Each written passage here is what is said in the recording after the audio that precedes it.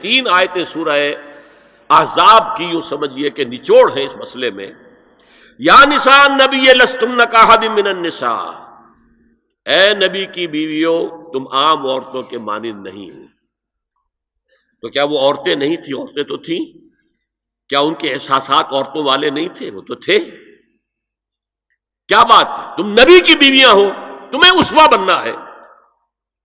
ان اتقیتن فلا تخضعن بالقول، اگر تمہیں واقعی اللہ کا تقوی اور خوف ہے تو کسی اجنبی سے اگر بات کرنے کی ضرورت پیش آ جائے تو اپنی آواز میں لوچ مت پیدا کرو. فَيَطْمَعَ الَّذِي فِي قَلْبِهِ مَرَضٌ، کہ جس شخص کے دل میں کوئی روگ ہے، گندگی ہے، وہ کوئی آس لگا بیٹھے کہ یہ جو مجھ سے گفتگو کر رہی ہیں، جس انداز میں کر رہی ہیں، جس لگاوٹ کے ساتھ کر رہی ہیں، تو کوئی نہ کوئی موقع ہے میرے لیے. اِنَّا لِلَّهِ وَإِنَّا إِلَيْهِ رَاجِعُونَ. کرخت آواز میں بات کرو. وَقُلْنَ قَوْلًا مَعْرُوفًا، اور معروف بات کہو. صرف اس سے آگے بڑھنے کی کوئی ضرورت نہیں.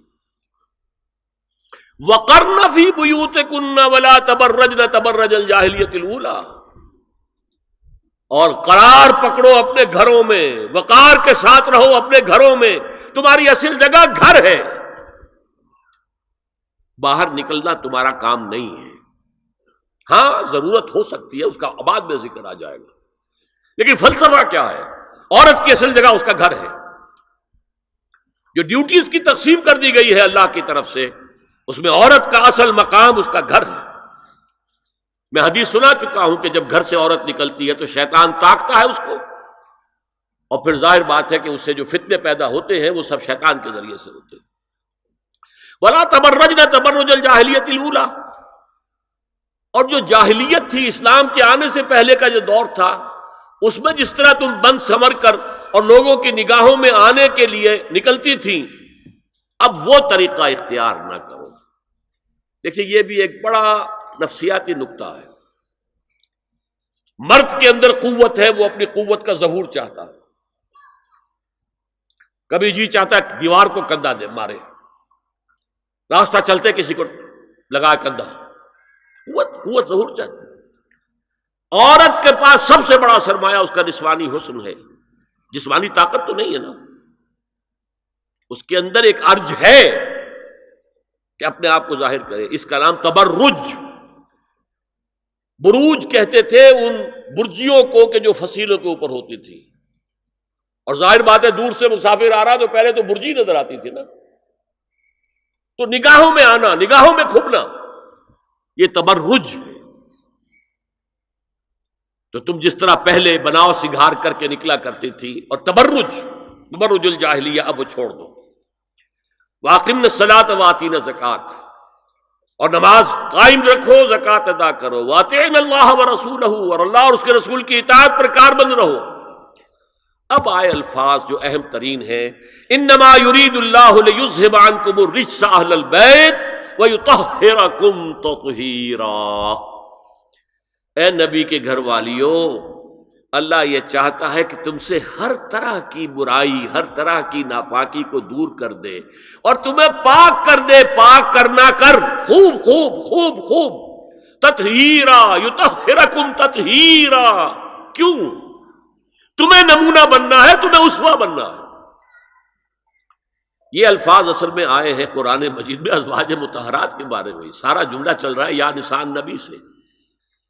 ہمارے کچھ دوستوں نے اسو کہا ہے کہ اہل بیت سے مراد حضرت علی، حضرت فاطمہ، حضرات حسنین ہیں. وہ بھی حضور نے فرمایا. میں نے ایک ٹی وی مذاکرے کے اندر بھی جب کچھ حضرات یہ کہہ رہے تھے کہ اہل بیت تو اصل میں وہ ہیں، میں نے کہا نہیں، اصل میں بیویاں ہیں لیکن وہ بھی اہل بیت ہیں. حضور نے ایک چادر میں جب سمیٹا سب کو، تو یہ بھی اللہم ہؤلاء اہل بیت، یہ بھی میرے اہل بیت ہیں. سلمان منا اہل البیت، سلمان بھی ہمارے اہل بیت میں سے، جو جتنا قریب ہوا. لیکن قرآن میں یہ لفظ آتا ہے صرف بیویوں کے لیے، ازواج کے لیے. یا ایھا الذین آمنوا لا تدخلوا بیوت النبی حتی یؤذن لکم. اہل ایمان، نبی کے گھروں میں داخل نہ ہوا کرو جب تک کہ اذن نہ دیا جائے. اور اس کے بعد فرمایا وَإِذَا سَأَلْتُمُوهُنَّ مَتَاعًا فَاسْأَلُوهُنَّ مِنْ وَرَاءِ حِجَابٍ. اور دیکھو اگر نبی کی بیویوں سے کوئی چیز مانگنی ہو تو پردے کی اوٹ سے مانگو. یہ حجاب کا لفظ آیا ہے جس کو کہا جاتا ہے کہ حجاب کا تو حکم قرآن میں ہے ہی نہیں. پہلے وہاں کے گھر کھلے ہوتے تھے، دروازوں پر کوئی پردہ وردہ نہیں ہوتا تھا، اور گھر کوئی کنالوں کے اور ایکڑوں کے تو نہیں ہوتے تھے، چھوٹے چھوٹے گھر. لیکن یہاں پر فرما دیا گیا پردے اس کے بعد سے، جب سے یہ آیت اتری گھروں کے اوپر پردے ڈال دیے گئے. اب ظاہر بات ہے کہ اس میں چہرے کا پردہ ہی ہوا نا، چہرے کا پردہ ہے حجاب. اسی کو حضرت عائشہ نے آیت الحجاب قرار دیا ہے. اور پھر دیکھیے جو ریئلزم ہے، ریئلزم میں نے کہا تھا نا کہ اللہ نے بھی فرمایا کہ سب سے زیادہ محبت انسان میں عورت کی ہے.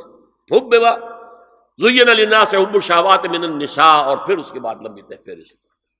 حضور نے فرمایا حبب الیہ النساء والطیب. یہاں بھی فرمایا گیا ذالکم اطہر لقلوبکم وقلوبہن، یہ زیادہ پاکیزہ بات ہوگی تمہارے دلوں کے لیے بھی اور ان کے دلوں کے لیے بھی. اگر نبی کی بیوی بے حجاب تمہارے سامنے آ جائے گی تو وہ نبی کی بیوی ہے اور ازواج مطہرات ہونے کی حیثیت سے تمہاری ماں بھی ہے، لیکن ایک عورت بھی تو ہے. اور تم چاہے صحابی ہو کچھ بھی ہو، تم مرد بھی تو ہو. یہ مرد اور عورت کے درمیان جو کشش ہے یہاں بھی اس کا ساس.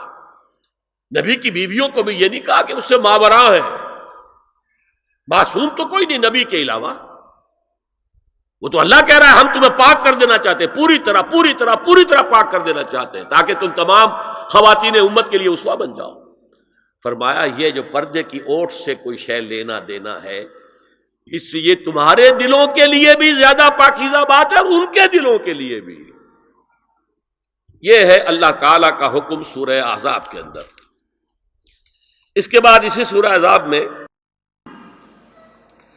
اس سے جو مستثنا ہے گھروں میں اذن لیے بغیر بھی داخل ہو سکے، جن کے سامنے ازواج مطہرات اپنے کھلے چہرے کے ساتھ آ سکتی تھی، ان کی ایک فہرست دی گئی. یہ مختصر فہرست ہے. لا جناح علیہن فی آبائہن ولا ابنائہن ولا اخوانہن ولا ابناء اخوانہن ولا ابناء اخواتہن ولا نسائہن ولا ما ملکت ایمانہن واتقین اللہ ان اللہ کان علی کل شیء شہیدا. کوئی حرج نہیں ہے ازواج مطہرات پر ان کے باپوں کے سلسلے میں.